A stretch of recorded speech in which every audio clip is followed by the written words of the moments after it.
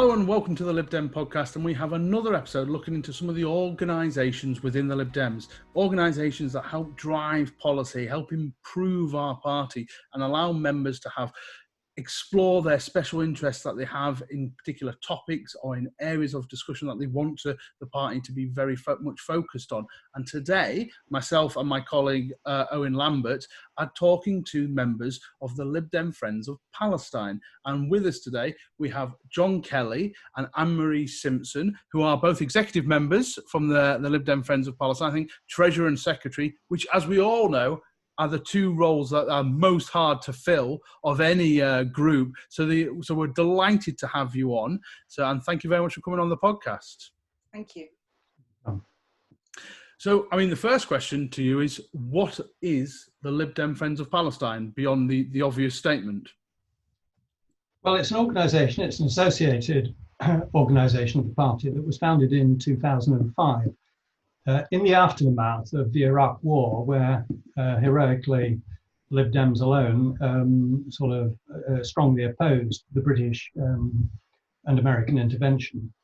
And we felt the need to educate party members and to advocate for Palestinians in the conflict which was concurrently going on between Palestine and Israel. We are, first and foremost, Liberal Democrats who are active in different ways in the party. Some of our members are parliamentarians, some are councillors. 3 of our current committee members are councillors, including Anne-Marie, and many of us hold positions in our local parties. I'm vice chairman of my local party, for instance. So we are very much Liberal Democrats, active Liberal Democrats with a special interest in Palestine, as you pointed out, John. And so, Anne-Marie, what is the goal ultimately of our group, of your group, beg your pardon, and what do you want to, what is the immediate campaigns you guys are working on? Well, I mean, I think the immediate campaign, which is to recognise the state of Palestine, and it's very much the identity as a Lib Dem to be concerned with international law and human rights, and that's very much the issue at the heart of why we campaign for Palestinians. Some of our members support Amnesty International and Human Rights Watch, but in terms, I mean, if you're wondering why people actually join the Liberal Democrat Friends of Palestine, there's usually a personal reason that brings them to it. I think the majority have been to Palestine and have been quite shocked at what they've seen, or they may have worked there professionally or volunteered there. I mean, I can tell you a little bit about why I joined if you want to. Please, yeah. Well, I think it was in 1996, after my son was born, there were spate of suicide bombings in Israel, and one shortly before his first birthday. And there were 3 young girls killed in that suicide bombing. And I was so horrified as a new mother. For some reason, I don't know why. I mean, there was suicide bombings before, suicide bombings since, but that really began my journey because I decided I need to learn more about the conflict in Israel-Palestine. So I picked up the book, Bernard Wasserstein's Israel and Palestine, Why They Fight and Can They Stop? And that began my journey, and I'm still on it. And I'm learning every day, and I would love other Liberal Democrat members to join us to learn along with us. And just to point out, like Anne-Marie just said, you do have people can pay to join you as a group. I think it's £30, is that correct, for a full membership? But you can also have a £10 rate as well. Now, controversial subjects don't come much more controversial than Palestine and Israel and how we deal with it.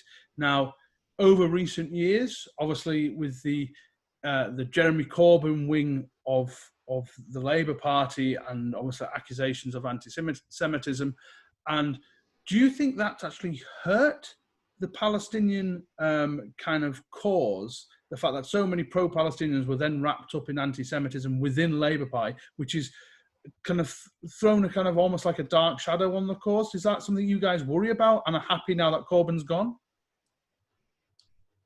Do you want to answer that one, John, or do you want me to pick up? You go ahead. Sure.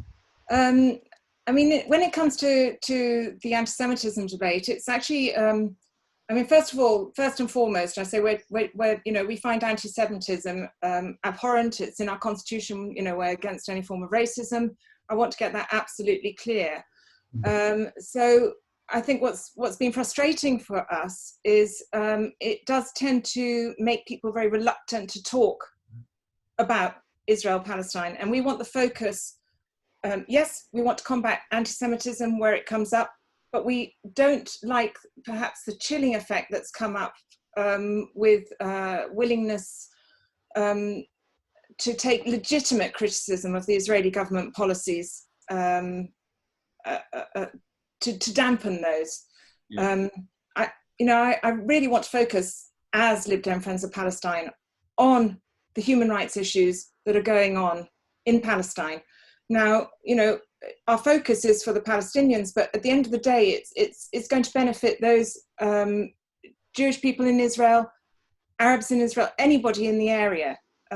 It's really, if you believe in human rights, it's universal. It's not pick and choose. So that's what I really want to get across. And I don't know if I'm talking too much, but I would like to go on to one thing which sort of people feel. I mean, I think you've touched on it. There's perhaps the chilling effect, or because of the anti-Semitism debate in Labour, people don't want to talk about Israel-Palestine. And it's not just within the Liberal Democrats, it's outside as well. And I think that people think it's complicated, they think it's controversial, and there are two narratives. Now, sometimes they know one narrative, not the other, or they don't know either narrative, or they just stop. They don't want to get embroiled in it. They don't want to say the wrong thing. And I think that's a real shame, particularly in the Liberal Democrat Party, where we should be able to discuss things, particularly surrounding human rights and international law. So I'll leave it there for now. I'm talking a lot. That's okay. That's what you've been invited on to do. So that's why. John, Sorry, John. No, okay. No, I was just going to say, of course, with the main aim to sort of get the Lib Dems talking about the Israel-Palestine issue, I just wanted to ask, how do you go about sort of lobbying the wider Liberal Democrats and trying to push your policies through, and if you have any campaigns that are currently underway? I suppose our main activity is at conferences. Certainly, the autumn conference, we always have an exhibition stand. We always have a fringe meeting. We had planned to have an exhibition stand at spring conference, which was cancelled. We will do both in the virtual conference, which is going to take place in September. And that's the main way that we do it. We do have something over 100 members and probably twice as many, 2.5 times as many people who are interested and who we keep on the mailing list. And we do circulate them with information from time to time. We occasionally have newsletters and so on. We've had a number of articles in Lib Dem Voice, 1 or 2 in Liberator over the years. I've written several for Lib Dem Voice myself, and we try to keep alive the interest that way. But because the party is so dispersed across the country, it has been difficult to do a lot of campaigning between conferences. Anne-Marie? Yeah, can I just chip in there and say, if anyone watching this wants to join Liberal Democrat Friends of Palestine and has an idea for how we can campaign, go for it. We're here ready to listen and engage. So. And there's a join up page on the website. There is, and also I should just point out, you have a Facebook page as well that people can go and like and follow and keep up to date. So absolutely do go check that out. Yes. But I'm interested about, because when we've talked to other AOs within the Lib Dems, they have an idea of policy they want to change. Yeah. Is Liberal Democrat policy towards Palestine where you want it to be? Or if it is where you want it to be, do we shout about it loud enough? What do you want to change within the Lib Dems? Very good questions, John. It's part of the way to where we want to be. There was a motion passed 2 or 3 years ago now in Bournemouth, I think, calling for immediate recognition of Palestine. And that is also, broadly speaking, the policy of the Labour Party and the Scottish Nationalists. unfortunately, with a substantial Tory majority, that doesn't seem to be going anywhere at the moment. Would we like party policy to go further? And the answer is definitely yes. We firmly believe that with Netanyahu in charge in Israel, and having convinced the electorate over some decades in power now that he can get away with anything, that there needs to be tougher action directed towards Israel if there is to be any change of heart or any change of behavior on the part of the Israeli government. So, for example, the British government says that the settlements are illegal. The occupation is illegal, and that every settlement is illegal. It shouldn't happen. It's stealing land from Palestinians in order to build on it.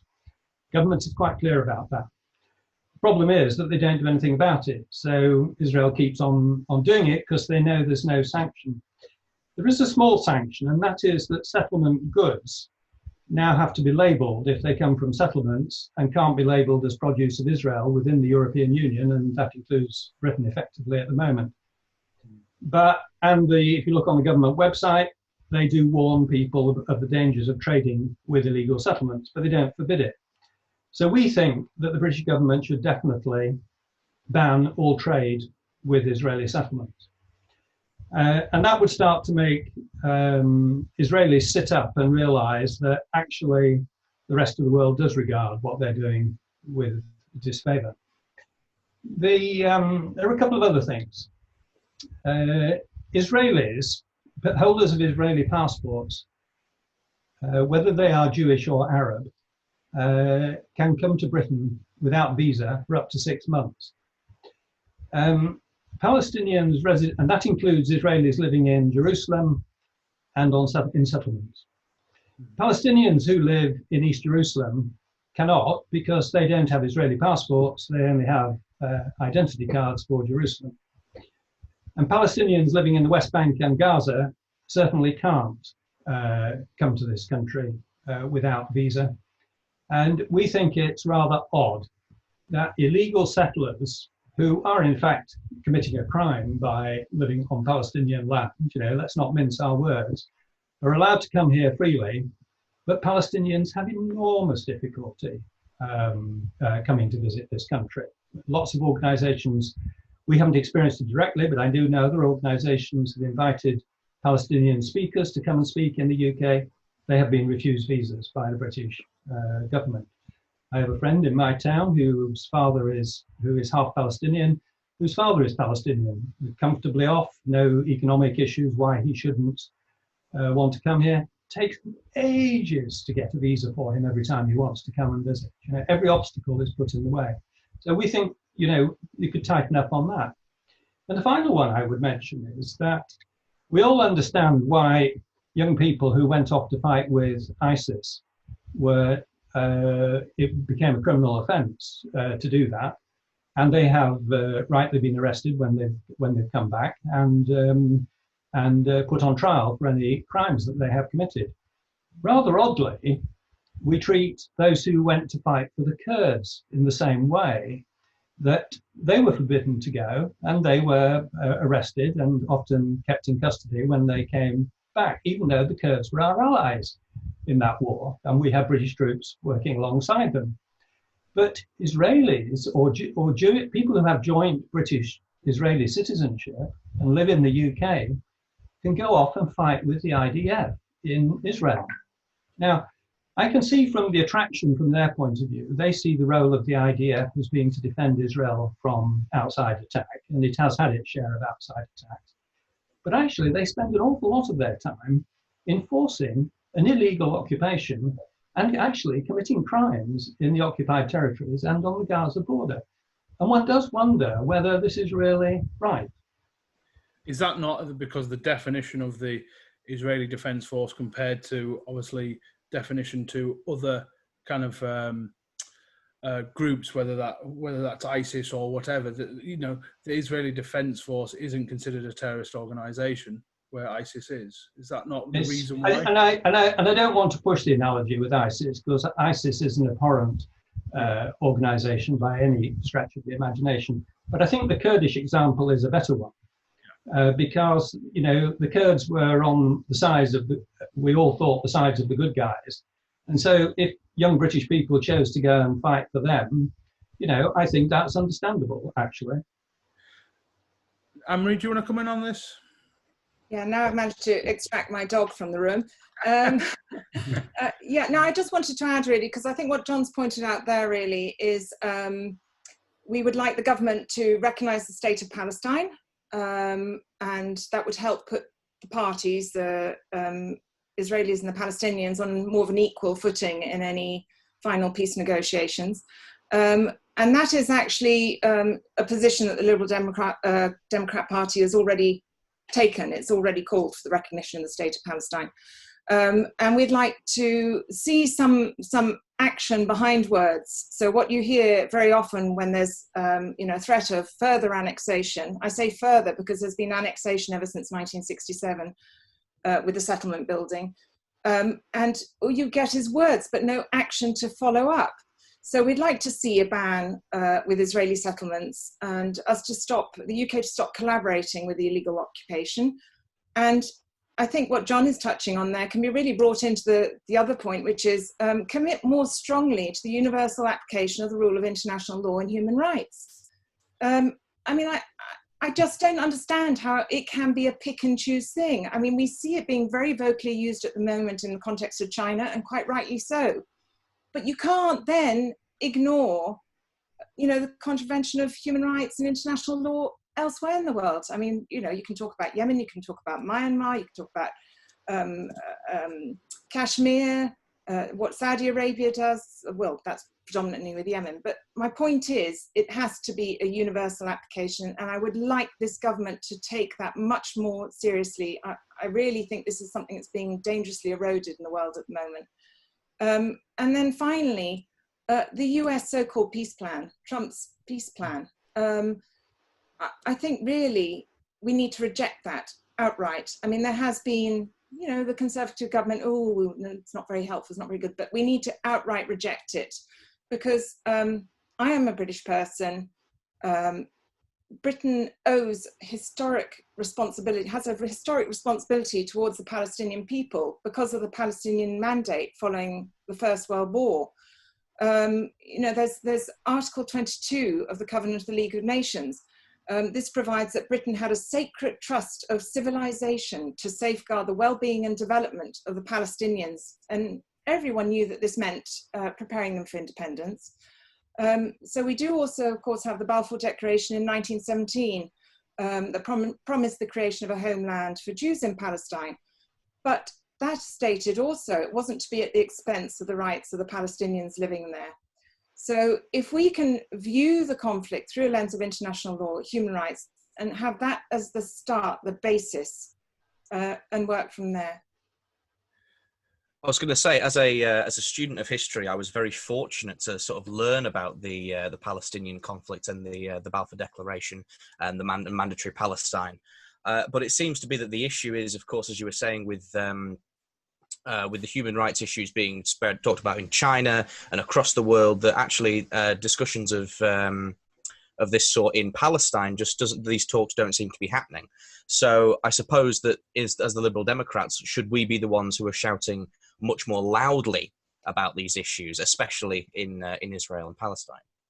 I absolutely agree with that. We absolutely should be. And we should not be afraid to be able to discuss it within the party, because, as I say, there's this chilling effect at the moment where people don't know if they're going to say the wrong thing. So they just don't engage. And it's just such a shame, because we need to be able to hear from each other and learn from each other to help them. And by helping them, we can help people round. As I say, this is a universal right, for me anyway, human rights and application of international law.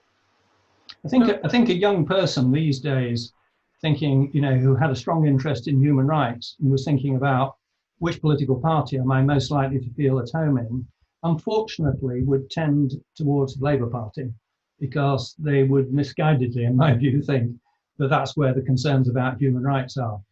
And I think if we talked more about it, we might attract more support. I mean, I came across an interesting figure the other day, read an article that said that there are something like 250,000 Arabs or people of Arab origin living in the UK. Now, a lot of those will be very concerned about Palestine, of course, but there will also be people who are coming from countries like Egypt, Iraq, Syria, Saudi Arabia, Gulf countries, all of which have appalling human rights records as well. And unfortunately, successive British governments have not really paid a lot of attention to human rights when it's come to the kind of relationships that they have. And because this present government follows in that pattern and also tries to keep on good terms with Donald Trump, who has made friends of all the most authoritarian leaders around the world, you know, whoever they are, you know, Mohammed bin Salman, President Sisi of Egypt, Bolsonaro of Brazil, Orban of Poland, Turkey, and Netanyahu, of course, in Israel. You know, these are the people that he loves. And the British government is a bit reluctant to sort of tackle Trump's friends. So how do then the Lib Dem? I think you're right. I agree with that. I think if the pro-Palestine human rights thing, Labour do feel like they have a moral authority on that issue. So how, if the Lib Dem Friends of Palestine are going to be the vehicle to up the Lib Dems' attention to these issues, how do you want to do that going forward? What are your plans to do that? Because I'm looking at your constitution here, and it says to inform, educate, and positively influence party members. How? I mean, you've talked about, you've done articles, or you've done other such things, but how are you going to take that to the next step and be as successful as, say, something like Liberal Reform or the Social Liberal Forum, which have done quite well at getting policy and ideas through the various layers of the party? How do you intend to do that? Well, it's interesting that you say that, because, I mean, we would like to be able to start by doing it through conferences.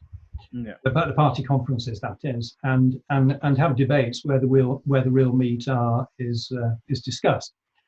Now, I hadn't come on this podcast intending to whine, but as you've asked the question, feel free. In the last 7 years, we have had no less than 7 conference motions or amendments to conference motions rejected for discussion. And have concluded that the reason is that because they include criticism of Israel, and because they want to push Israel to stop doing the things that it is doing, that actually the conference committee feels a bit nervous about having them discussed, and so we don't get on the agenda. And just to stop you there halfway through, so do you believe that I don't want to say the pro-Israeli lobby, because it makes it sound like big American politics, but do you think there is just too much fear within the upper echelons of our party to raise this issue? I think I think they're worried that about the discussion that would take place. The last time we discussed Palestine at a conference was when the party agreed to immediate recognition as being the policy. We had put up a motion, or we had put up an amendment to that motion, which wasn't accepted, which called for slightly stronger action, and that wasn't taken. And I do know that the party leader at the time, Vince Cable, was extremely worried that the debate, might get out of hand, that people might say things in the debate which would attract negative press. He sent along a parliamentarian to our fringe meeting to urge us all to be very careful in what we said in the debate, which we would all have been anyway, we're not fools. So I think it's this worry that some people are going to be upset, and that some people will report it in an unfriendly way to the party. But isn't that, so just before I bring you in, Anne-Marie, maybe you can answer this, but isn't that the same on any issue? I remember when some of the strongest debates we've had in conference, whether that's on assisted dying, faith schools, something where it's been a real kind of intense battleground. There will always be people that probably take it too far. Yeah. And what's happened within the Labour Party is that by being scared of an issue, it allowed kind of unsavoury views to fester in the background. Yes. And I suppose what the Lib Dem Friends of Palestine have to do, if you have a member, and we've had members, whether it's in a local party or whatever, who say stupid things, and the Lib Dem Friends of Palestine would, or the Lib Dem Friends of Israel on the other side, if they have members who are saying stupid things, you kick them out. The reason that Labour got in trouble is that they weren't taking action on the idiots, and so I think that's where you can overcome that fear, as you've put down. But Anne-Marie, so you were going to come in? I was going to come in on something else, but actually that's just made me think of something else. I think what's really important to do is we cannot tolerate anti-Semitism. Yeah. And we did adopt the IHRA definition, but I think what's really important is that the Liberal Democrat Party adopted the Select Committee's caveats too, enabling us very clearly to criticise the government of Israel. And I want to see the Liberal Democrats across the country, across the nation, remember those two caveats when they pass council motions. It's quite a battle sometimes, because the IHRA definition provides working examples alongside. And you need to make sure that you take that and make sure that there's also anti-Semitic intent. It's no good sometimes taking one word out and then building a case around. So I think the IHRA definition should be used to stop anti-Semitism or to combat anti-Semitism, but not as a chilling effect regarding criticism of Israel. And I think we as Liberal Democrats, having already adopted those caveats, should really take that on board. But I was actually going to go back to your original questions. What do we want to do going forward? I joined the Liberal Democrats really as a grassroots campaigner against Brexit. And I saw the Liberal Democrats as the only party that was really vocally saying, this is wrong, we don't support it. So I joined in January 2017 and went to conference into the autumn conference, my first Lib Dem conference, walked in and saw the stall, Liberal Democrat Friends of Palestine. And I thought, this is like Christmas for me. I care passionately about the Palestinians and I care passionately about Brexit, and it's all rolled into one in this hall. So what I guess with my grassroots thinking is we did hold a workshop quite recently for Liberal Democrat Friends of Palestine members. So we had ideas coming in from there, and we've had a meeting since, but that's what we've got to do. We've got to have workshops, gather ideas, make connections, because we need friends all around the country to work on this. And actually Zoom makes it so much easier than previously. We've had some great webinars. Great voices from, one from Canada, one from Bethlehem, one from Jerusalem. Was it in Jerusalem? Yes, Bethlehem. Yeah, Bethlehem. So we've got to continue doing that so that we can, I think for our membership, it's a learning process, as well as them hopefully being able to help us find ways of raising the profile of the campaign. Bringing the campaigning into the future. I just wanted to touch on one of the most important questions as a party that we're facing at the moment is, of course, our new leader. Layla Moran, as the leadership candidate, has described herself as a British Palestinian. I was actually just reading an article of hers on her desire to get the nation talking about the Palestine question. How do you think that the both leadership candidates have been faring in terms of support for your policies and your campaigns? I don't think there's anything to choose between them. We had online meetings, not a hustings, but separate online meetings, which were actually arranged before the hustings started with each of them. They are both absolutely committed in their support for the rights of Palestinians, for immediate recognition, and both very knowledgeable about the situation. I mean, Ed Davies' knowledge goes back to when he was party spokesman on foreign affairs in the years leading up to the coalition and so on.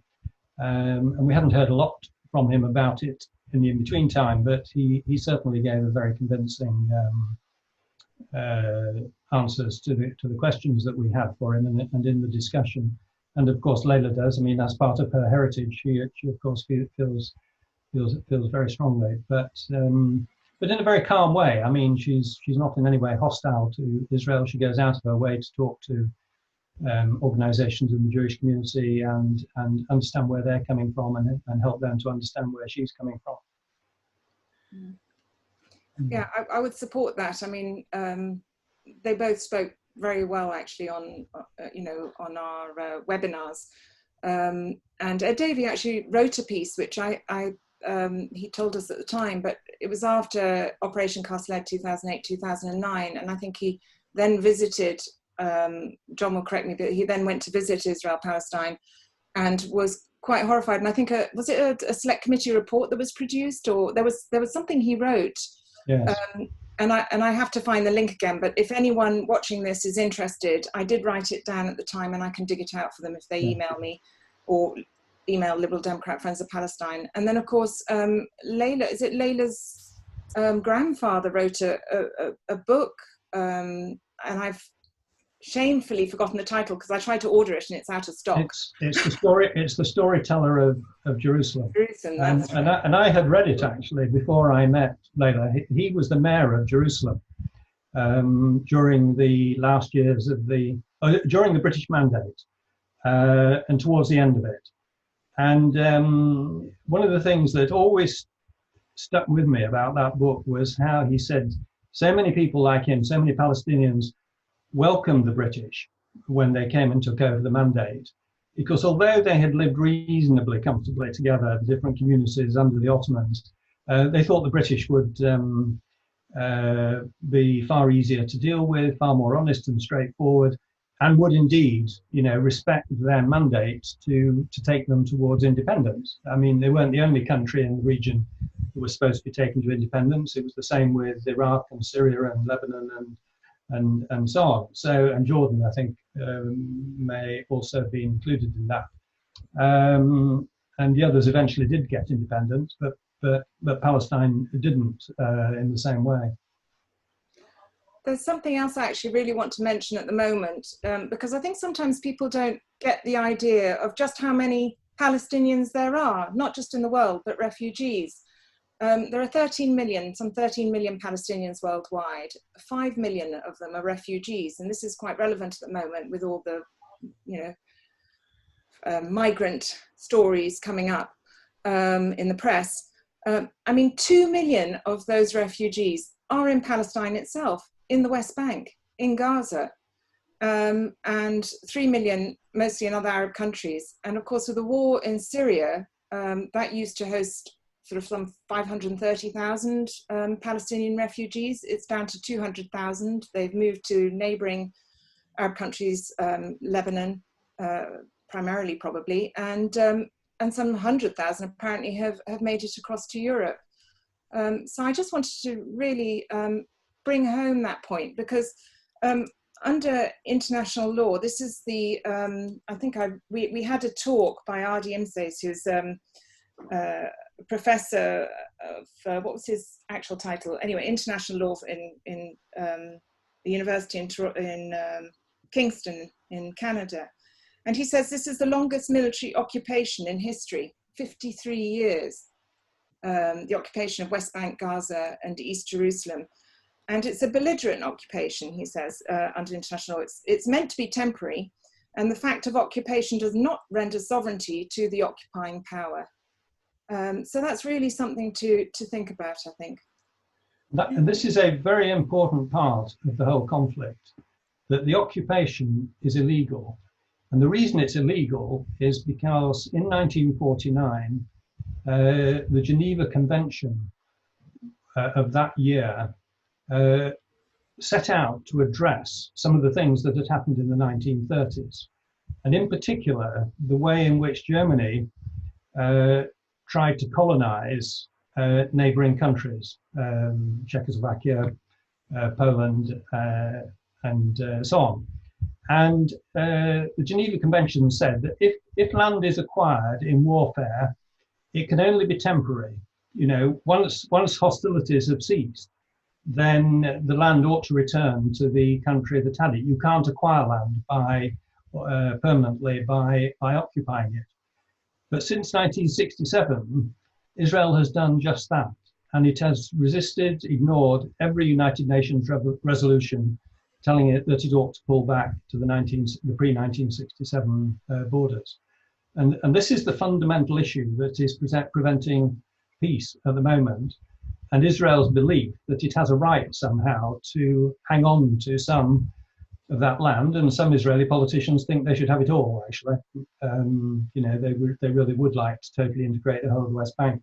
And the Trump peace plan is outrageous because it allows for progressive integration of large swathes of the West Bank into Israel proper, and creating a series of what you can only describe as Bantustans, to use the South African term, of Palestinian, small communities that are sort of encircled by settlements. It's quite outrageous. So, I mean, this is a very sensitive topic where I live in Preston, given the nearby arms industry manufacturers that we have here. Should Britain be selling arms to Israel? No. And it shouldn't be selling arms to Saudi Arabia either. I was just going to say that. I'm very interested in how you guys go forward from here, because what it seems to be is you obviously are passionate about what you believe. I don't think there's any Lib Dem that would argues against human rights. I think there'd be a very strange Lib Dem if they did. Yeah. But what you seem to see is that we need Lib Dems to be stronger and braver in our shouting of this issue, and I do wonder, is it a case that we've had some fantastic conversations over the course of the pod on this, with things like the Seekers of Sanctuary group and things like that, which would naturally tie in with the Palestinian issue. And do you work with other groups to try and get the word out there more? To some extent, there is some overlapping membership. I do know that there are members of Seekers of Sanctuary who are also members of our association. There are members of the Muslim Forum who are members of our association. We have we have some Jewish members in our association, 2 on the committee, but we found great difficulty in finding any basis for dialogue with those who regard themselves as friends of Israel, and that has been a problem, certainly. I think if the party had a stronger policy, I mean, I do know our MPs and some of our parliamentarians are quite active in any cross-party discussions that are going on. I mean, there are regular meetings of a cross-party group of MPs who are particularly interested in Palestine and arguing for recognition. And actually, I attend quite a lot of those meetings because the friends of organisations from the different parties are invited, from the Conservatives, the Scott Natts, Labour and ourselves. And either Layla Moran or Alistair Carmichael usually attend from the Lib Dems.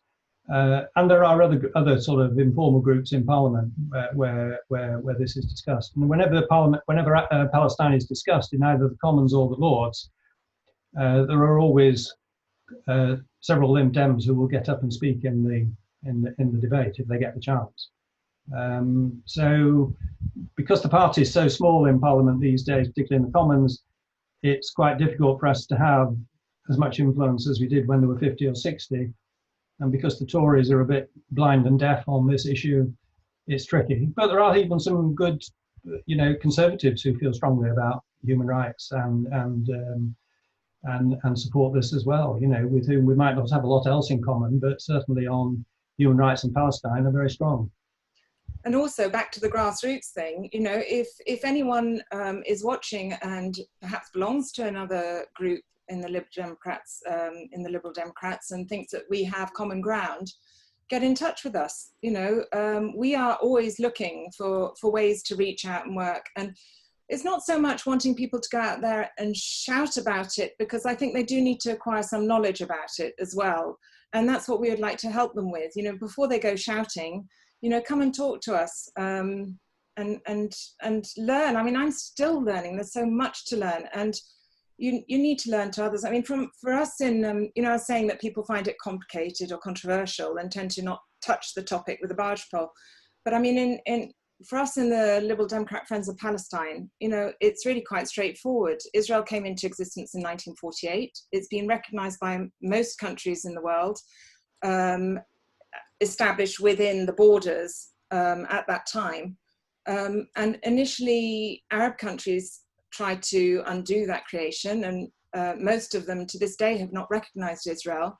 But I think we have to remind people that in 2002, the Arab League offered to Israel, if it withdrew, to recognize it, you know, offered to recognize it, Israel if they withdrew to 1967 borders, and Israel turned it down, you know, in exchange for peace. It was also endorsed by the organization of the Islamic Conference, so that all Muslim countries would also have made recognition of Israel.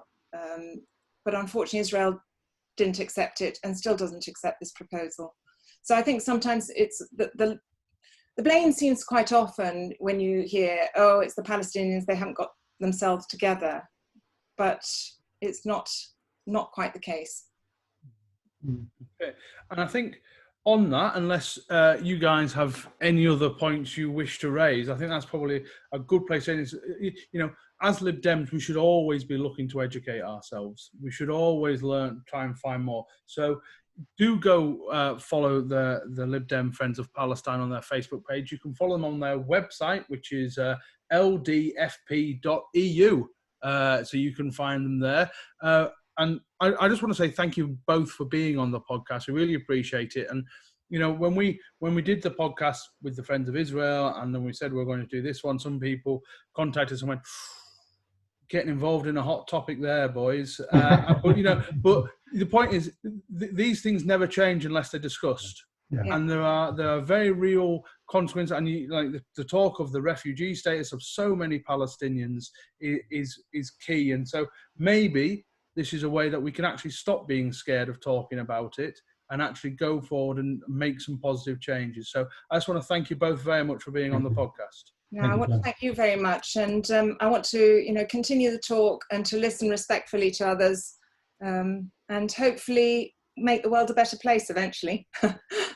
I think that's a good aim for all Lib Dems. So, of course, thank you everyone for watching and listening to this podcast. You can follow everything to do with the Lib Dem Podcast at LibDem Pod on Twitter, Facebook and Instagram. You can always send us an email as well if you want any particular topics to be raised. I say my name is John Potter. I want to thank you all our guests for coming on. We'll have more episodes coming up, including some excellent ones. And remember, we started the virtual conference before there was a virtual conference. So thank you very much for listening, and we'll have another episode very soon.